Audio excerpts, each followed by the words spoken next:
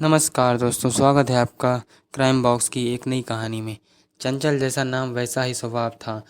उस 35 वर्षीय खूबसूरत नारी का 12 वर्ष पहले उसका विवाह आगरा के सिकंदरा थाना क्षेत्र के गांव पनवारी में रहने वाले सोहनवीर सिंह से हुआ था। सोहनवीर प्राइवेट नौकरी करता था। उसकी इतनी कमाई नहीं थी कि घर का खर्च आसानी से चल पाता।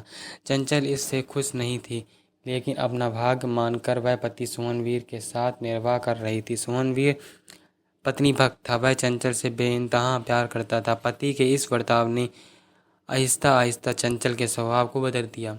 एक शाम जब सोहनवीर लौटा तो चंचल ने उसे हाथ पैर धोने के लिए गर्म पानी दिया। हाथ मुंह धोकर सोहनवीर रसोई में चंचल के पास ही बैठ गए, जहां चंचल उसके लिए गर्म रोटियां सेक रही थी। खाना खाकर सोहनवीर उठा और बेड पर जाकर लेट गया। सारा काम खत्म करने के बाद चंचल भी उसके पास आकर बेड पर लेट गई। चंचल को पति के मुंह से शराब गंध महसूस हुई तो बोली, तुमने शराब पी है? हाँ, आज ज़्यादा ठंड लग रही थी इसलिए, लेकिन कल से नहीं पीऊँगा, वादा करता हूँ। सोहनवीर गलती मानकर बोला, आज माफ़ किए देती हूँ, आइंदा शराब पीकर घर में आए तो घर में घुसने नहीं दूँगी। फिर ठंड में सारी रात बाहर ही ठिठुरते रहना, समझे? चंचल ने आंखें दिखाकर कहा। उस रात सोहनवीर ने चंचल से वादा तो किया कि दोबारा शराब को हाथ नहीं लगाएगा, लेकिन वो वादा रात के साथ ही कहीं खो गया। अगले दिन सोहनवीर शराब के नशे में घर लौटा तो पति पत्नी के बीच कहासुनी हो गई। इसके बाद चंचल फिर से पति सोहनवीर से चिढ़ने लगी। अब सोहनवीर चंचल को जरा भी नहीं सुहाता था। वह उससे हमेशा कटी कटी रहने लगी। सोहनवीर चूंकि चंचल का पति था, इसलिए वह चाहे जैसा भी था उसे उसके साथ रहना ही था। दिन गुजरते गए, समय पंख लगाकर उड़ने लगा। लाख कोशिशों के बाद भी चंचल सोहनवीर की शराब छुड़वा पाने के में असफल रही। समय के साथ चंचल एक बेटे और एक बेटे की मां भी बन गई। इस बीच सोहनवीर शराब का आदी हो गया था। शराब के चक्कर में उसने कई लोगों से पैसे भी उधार लिए थे। वह पहले उधार लिए गए पैसे चुका नहीं पाता था, फिर से उधार मांगने लगता था। इसी के चलते लोगों ने उसे उधार देना बंद कर दिया था। लोग तगादा करते तो सोहनवीर उसके सामने आने से बचने लगा।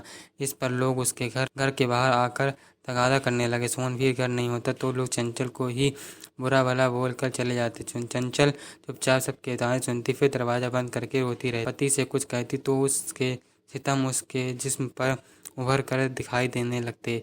एक दिन दोपहर में सोहनवीर कमरे में खाना खा रहा था, तभी किसी ने जोर जोर से दरवाजे की कुंडी बजाई। सोहनवीर समझ गया कि कोई लेनदार दरवाजे पर आया है।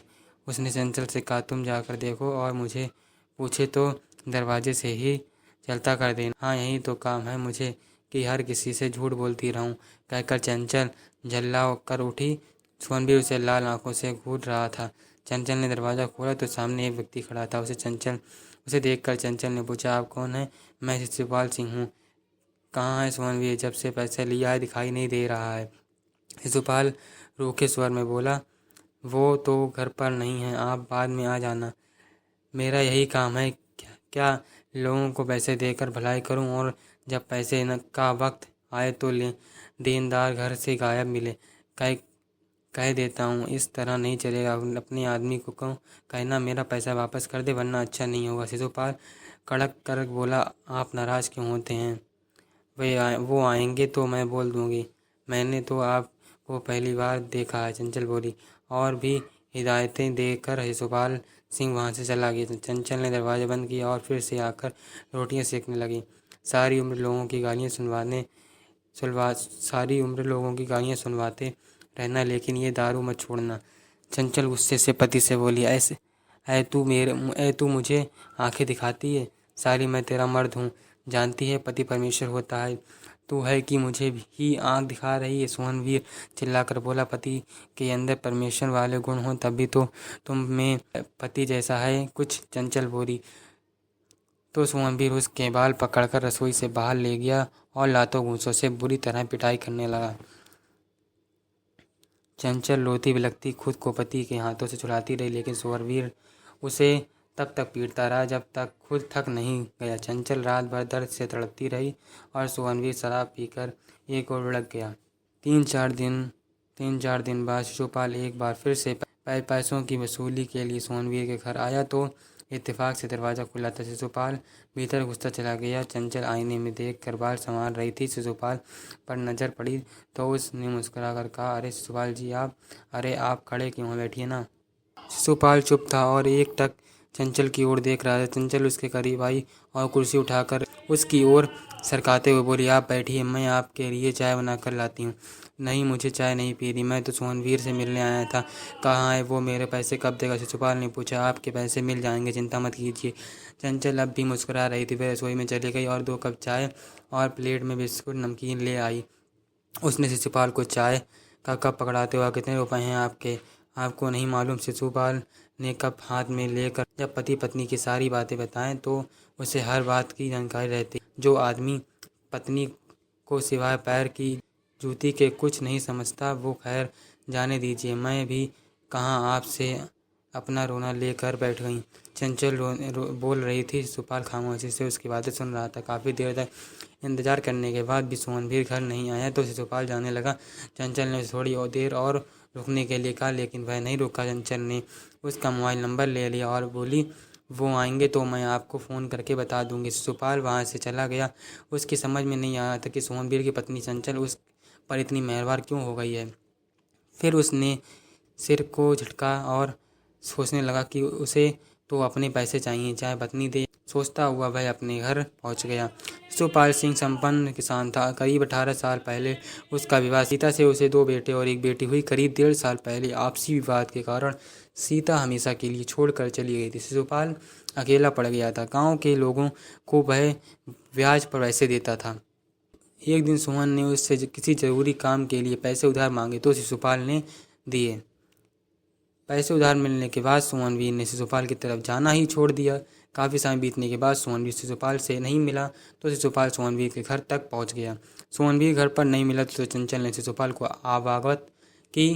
शिशुपाल उस दिन ये कहकर चला गया कि 4 दिन बाद फिर आएगा। 4 दिन गुजर गए। चंचल को आज शिशुपाल का इंतजार था। पति और बच्चे तो सुबह ही चले गए थे।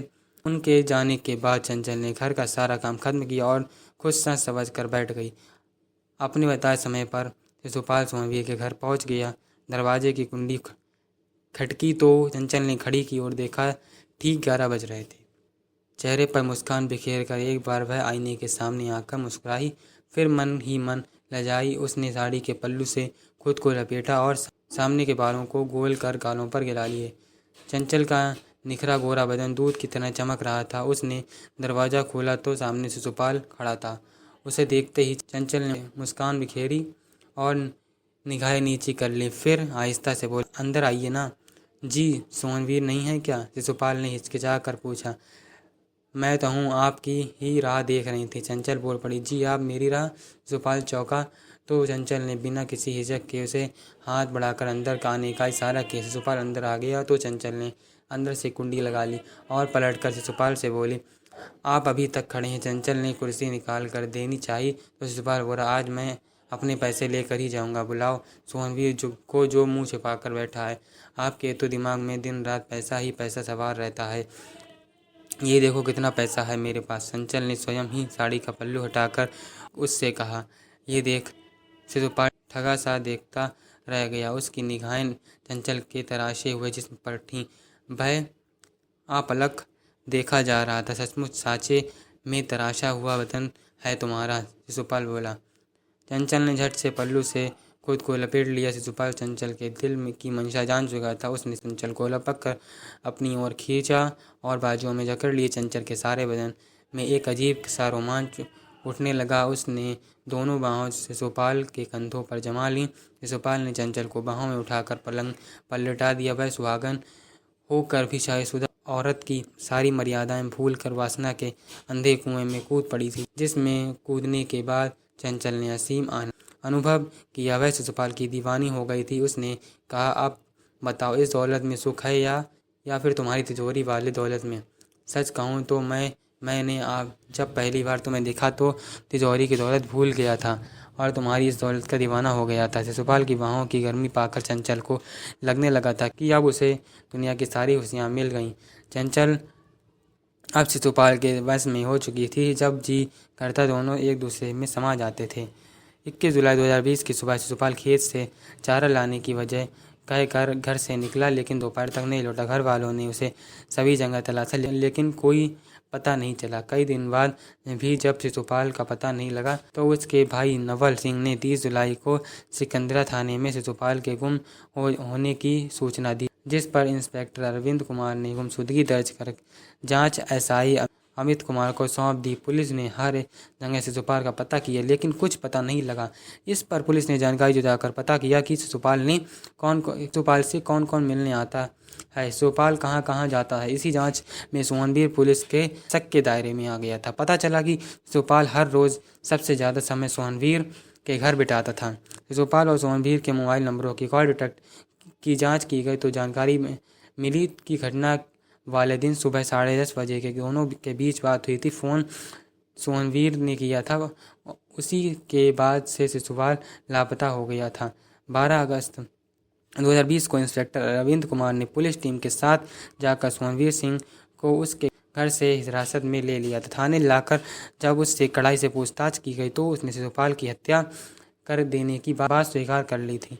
इंस्पेक्टर अरविंद कुमार ने उसकी निशानदेही पर अंशुल एपीआई के पास निर्माणाधीन इमारत के पास सीवर नाले में शिशुपाल की लाश बरामद कर ली थी। लाश को पोस्टमार्टम के लिए भेजने के बाद वह थाने लौट आए। पुलिस ने सोहनवीर के खिलाफ भादंबी की धारा 302, 201 के तहत मुकदमा दर्ज करने के बाद उससे विस्तृत पूछताछ में पता चला कि शिशुपाल और चंचल नाजायज़ रिश्ते की इमारत जैसे जैसे बनती गई, वह लोगों की नज़रों में आने लगी थी।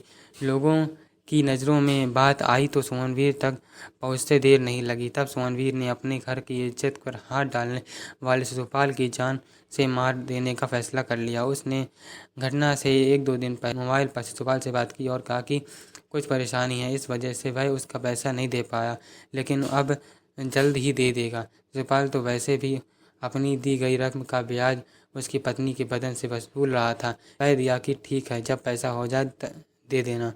21 जुलाई 2020 की सुबह शिशुपाल चारा लाने के लिए घर से खेत की तरफ जाने के लिए निकला। वह खेत पर था, तब करीब 10:30 बजे सोहनवीर ने फ़ोन करके उसे मिलने के लिए बुलाया। शिशुपाल उसके पास पहुंचा तो सोहनवीर उसे अंशुल एपीआई के पास निर्माणाधीन इमारत में ले गया। वहीं पर उसने कोल्ड ड्रिंक में कीटनाशक मिलाकर शिशुपाल को पिला दी, जिसे पीने के कुछ ही देर में शिशुपाल की मौत हो गई। सोहनवीर ने शिशुपाल की लाश इमारत के पास वाले सीवर नाले में डाल दी थी और घर चला गया।